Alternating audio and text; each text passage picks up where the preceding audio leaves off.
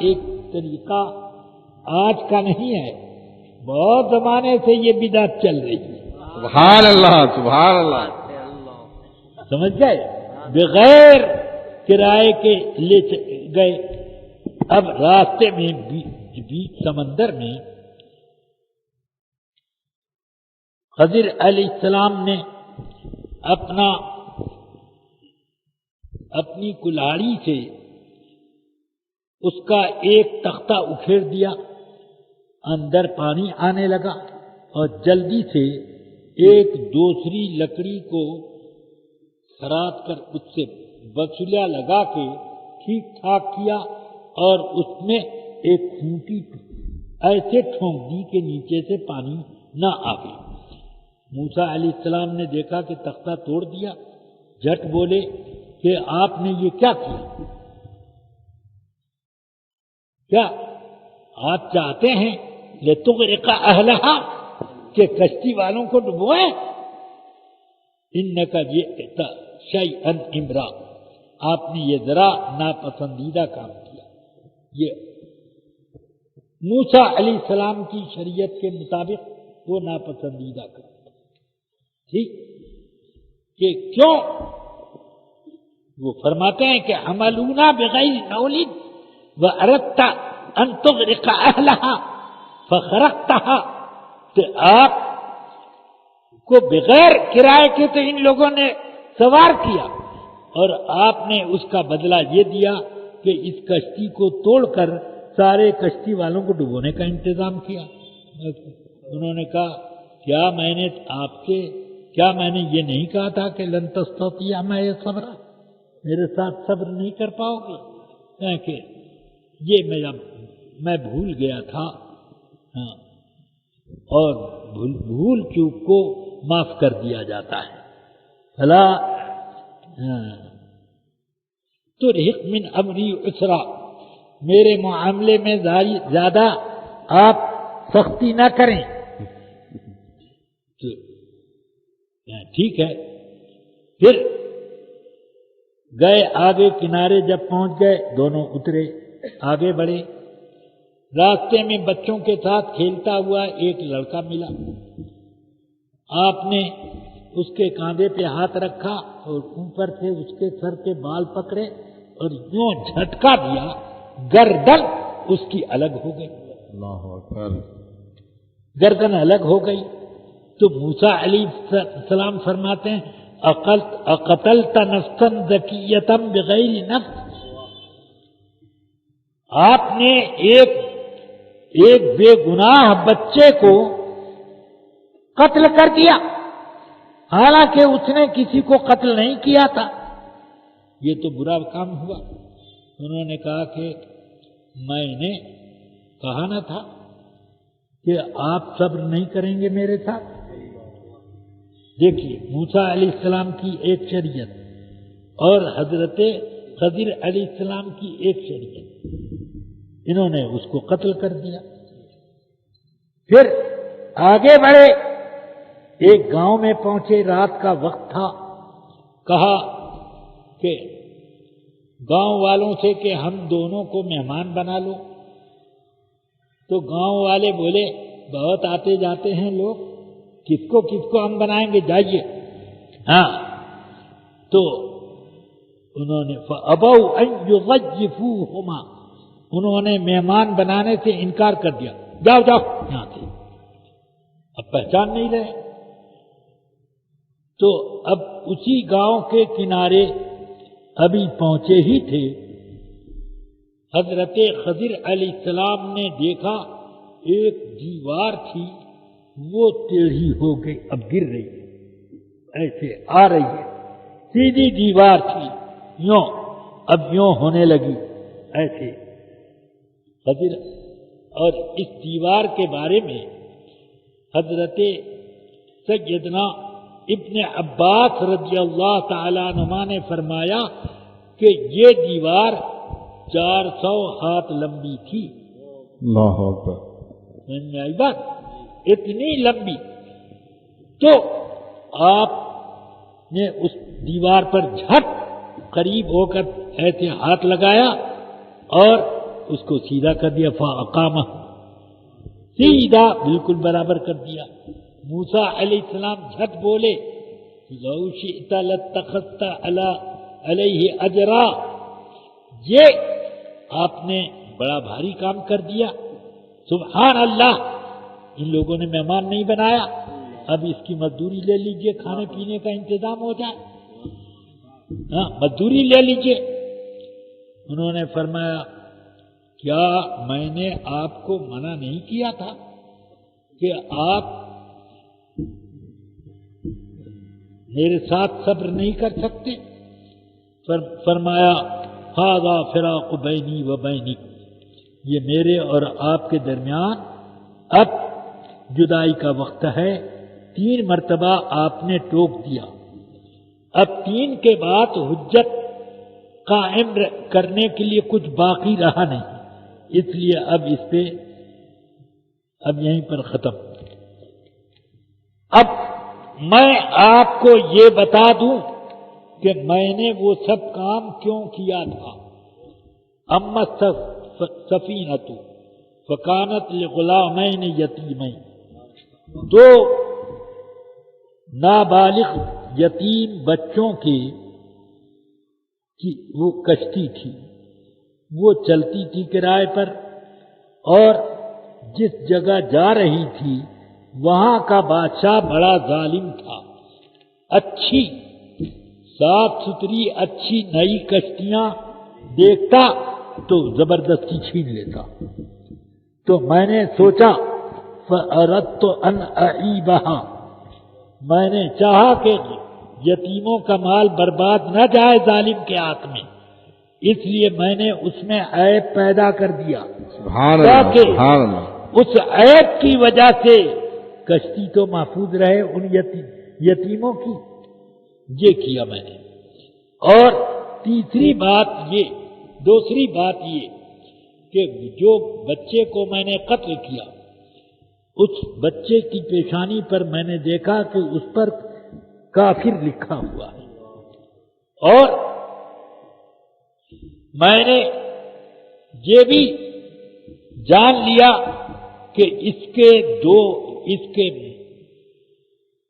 ماں باپ بڑے نیک اور مطیع فرما بردار اللہ کے، یہ بچہ ان دونوں کو بھی کافر بنا دے گا، لہذا میں نے سد باپ کے لیے اس کو قتل کر دیا۔ اور مجھے معلوم ہے کہ اللہ اس کے بدلے نیک صالح بچی ان دونوں کو عطا کرے گا، سبحان اللہ، سبحان جو اللہ، ان دونوں ماں باپ کی بخشش کا ذریعہ بنے۔ اس لیے میں نے اس کو راستے سے ہٹا دیا، اس لڑکے کو راستے سے ہٹا دیا۔ یہ دیکھیے موسیٰ علیہ السلام کی شریعت کیا ہے اور خضر علیہ السلام کی شریعت کیا ہے۔ خضر علیہ السلام مستقبل کی جو چیز ابھی وجود میں آئی نہیں، جرم ثابت نہیں ہوا، مگر وہ ان کے نزدیک ان کی شریعت میں یہ تھا کہ ایسے لوگوں کو راستے سے الگ کر دیا، صاف کر دیا، ان کی شریعت میں۔ موسیٰ علیہ السلام کی شریعت میں تھا کہ جب تک جرم ثابت نہ ہو سزا نہ دی جائے۔ سمجھ میں آئی بات؟ تو دونوں یہ شریعتیں ہیں۔ اب وہ دیوار عمل جدار فکانت لغلامین یتیمین وکان تحتہما کنز لہما، کہ دیوار وہ تھی کہ اس دیوار کے نیچے خزانہ ان دونوں نابالغ بچوں کا دبا ہوا تھا۔ اللہ نے اراد ربہما ان یخرجہ، کہ اللہ نے چاہا کہ وہ خزانہ ظاہر کر دے، اپنی رحمت سے چاہا، مگر میں نے یہ سوچا کہ یہ لوگ لوٹ پاٹ لیں گے، وہ بچے غریب کیا ہوں گے؟ وَكَانَ أَبُوهُمَا صَالِحًا، اور ان دونوں بچوں کا باپ جو تھا بڑا نیک تھا، اس وجہ سے میں نے یہ ارادہ کیا کہ ان دونوں کا خزانہ محفوظ رہے۔ سبحان اب اللہ، ذرا سوچو، باپ نیک ہوتا ہے تو اولاد کو بھی فیض پہنچتا ہے، سبحان اللہ، سبحان اولاد کو اللہ، بھی کچھ جانا جاتا ہے۔ سبحان اللہ، کان ابوہما صالح، سمجھ میں آ گئی بات؟ ان کے کا باپ جو ہے بڑا نیک تھا، اس لیے میں نے یہ کیا۔ تو اب میں نے دیوار سیدھی کر دی تاکہ وہ خزانہ محفوظ رہے۔ سن لو، فَأَرَادَ رَبَّهُمَا أَن يُخْرِجَ كَنْزَهُمَا، اللہ نے چاہا کہ ان کا خزانہ ظاہر کرے، اور حضرت خضر علیہ السلام نے چاہا کہ دبا رہے تاکہ یہ طاقتور ہو جائیں جب غلام تو اپنا خزانہ نکال لیں۔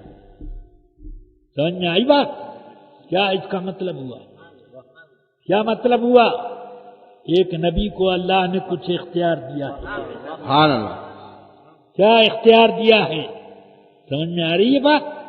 اللہ نے چاہا کہ خزانے کو ظاہر کرے، اور میں نے چاہا کہ وہ بچا رہے سبحان اللہ، تاکہ وہ یہ۔ تو کیا نبی کا ارادہ اتنا مضبوط ہوتا ہے کہ اللہ کے ارادے کو بدل دے؟ ہرگز نہیں۔ نبی کے دل میں جو ارادہ ہوتا ہے وہ بھی اللہ ہی پیدا کرتا ہے، سبحان اللہ، سبحان اللہ، وہ بھی اللہ پیدا کرتا ہے۔ کیوں؟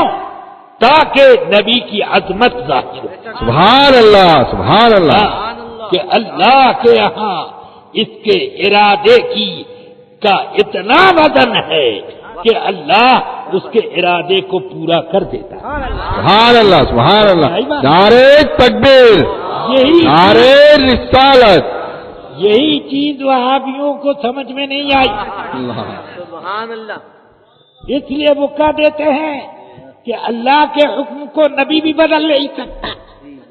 ارے بے وقوف، اللہ کے حکم کو نبی اللہ ہی کے حکم سے بدلتے ہیں، سبحان اللہ، سبحان اللہ، جو بدلتے ہیں وہ اللہ کی مرضی ہوتی ہے۔ کیا قرآن میں نہیں پڑھا کہ وَلَسَوْفَ يُعْطِيكَ رَبُّكَ فَتَرْضَىٰ، اللہ آپ کو وہ مرتبہ دے گا کہ آپ اس پر راضی ہو جائیں۔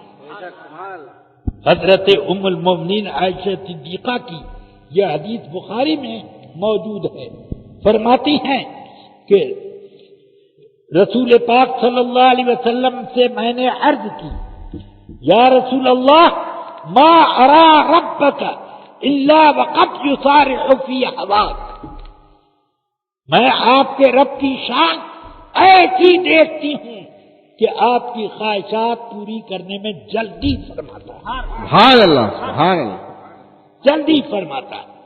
تو یہ ذرا سوچئے، حضور رسول پاک صلی اللہ علیہ وسلم ایک طرف فرما رہے ہیں، مکہ فتح کرنے کے بعد خطبہ دیا، اور اس خطبے میں فرماتے ہیں مکے کو اللہ نے حرم بنایا۔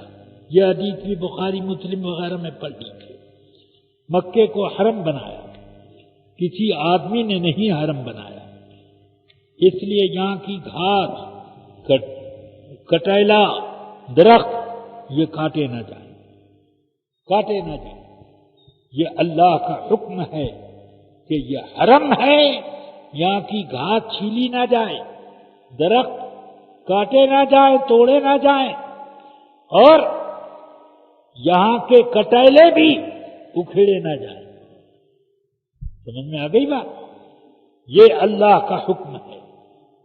اس کے بعد حضور کے چچا حضرت عباس کھڑے ہو گئے، عرض کرتے ہیں الا الاسخر یا رسول اللہ، سبحان اللہ، یا رسول اللہ، اسخر کٹیلا جس کو اونٹ کٹارا کہتے ہیں ہماری زبان میں، ایک کٹیلا ہوتا ہے لمبا لمبا کھڑا ایسے، تو اتنا بڑا بڑا بھی ہوتا ہے اور اس سے چھوٹا بھی ہوتا ہے، اس سے بھی بڑا ہوتا ہے، کٹیلا اٹھ کٹارا، تو وہ اسخر یعنی اٹھ کٹارا کی اجازت دے دے، فإنہ لبیوتنا، اس لیے کہ اس کٹیلے کو اور پتیوں کو ہم اپنے چھپر میں استعمال کرتے ہیں، چھپر بنتا ہے جی، اور دوسرا یہ کہ لقبورنا، قبر میں تخت لگانے کے بعد اس پر یہ اس کو استعمال کرتے ہیں،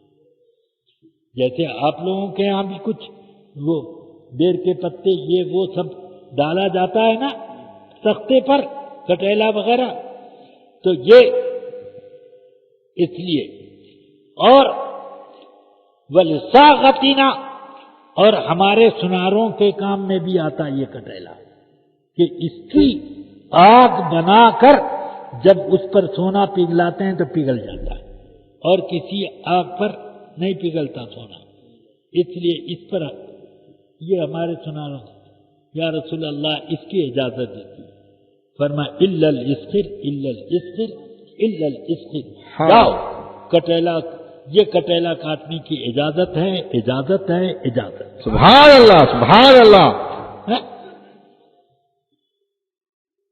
قربانی کے جانوروں کا تعین اللہ تعالی نے کر دیا کہ اتنی اتنی عمر کے جانور ہونے چاہیے اور یہ عیب نہ ہونا چاہیے، وہ سب بتا دیا۔ اب وقت بھی بتا دیا گیا کہ قربانی کب کی جائے۔ رسول پاک خطبہ دے رہے تھے، فرمایا آج کے دن ہمارا پہلا کام یہ ہے، عید الاضحیٰ میں نماز پڑھانے کے بعد آپ نے خطبہ دیا، آج کے دن کا ہمارا پہلا کام یہ ہے کہ ہم 2 رکعت نماز پڑھیں، اور دوسرا کام یہ ہے کہ ہم نماز کے بعد اپنی قربانیاں پیش کریں۔ حضرت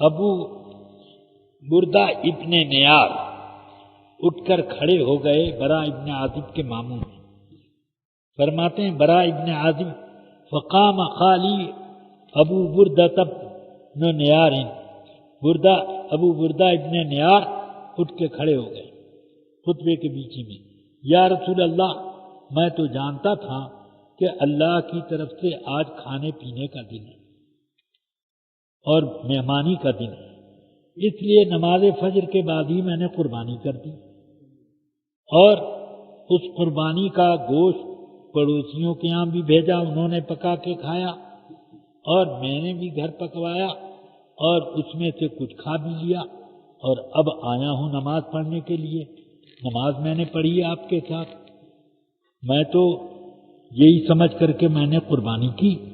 فرمایا تلک شاۃ لحم، وہ تمہاری قربانی نہ ہوئی، گوشت کھانے کی بکری ذبح ہو گئی۔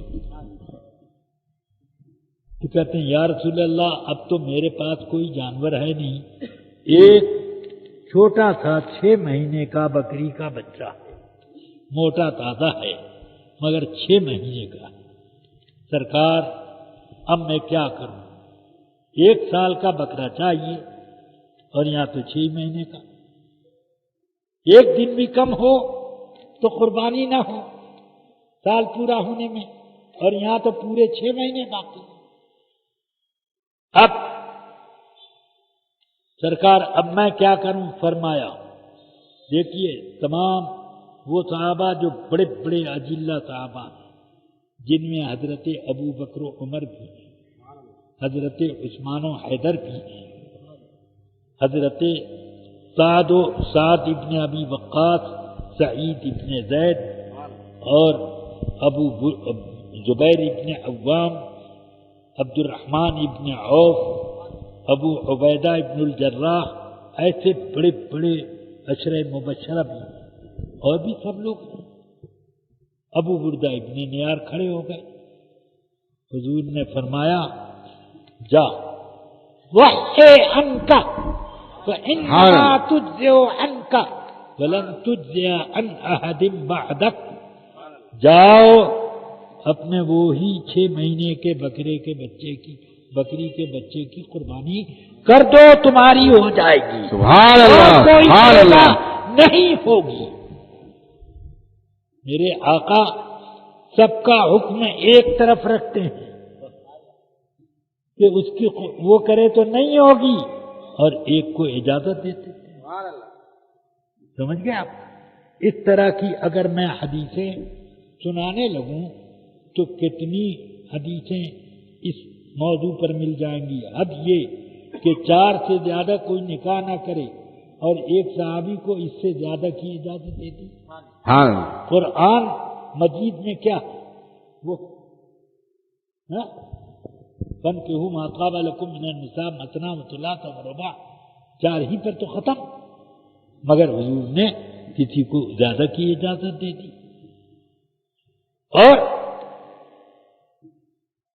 عدل و انصاف کوئی کر سکے تو ایک سے زیادہ بھی کر سکتا ہے قرآن کے حکم سے۔ فَإِن لَّمْ تَعْدِلُوا فَوَاحِدَةً، عدل نہ کر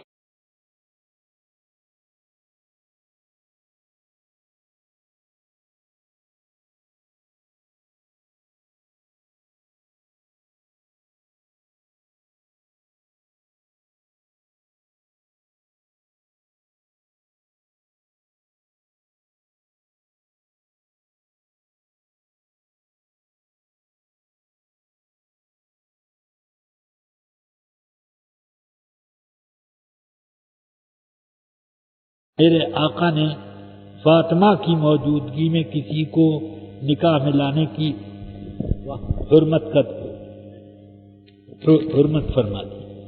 حضرت فاطمہ الزہرا کی موجودگی میں کوئی نکاح نہیں کرتا، ہر مسلمان کو اجازت، اور مولا علی جیسے صاحب عدل اور پاکیزہ زندگی والے ان کو اجازت نہیں دی۔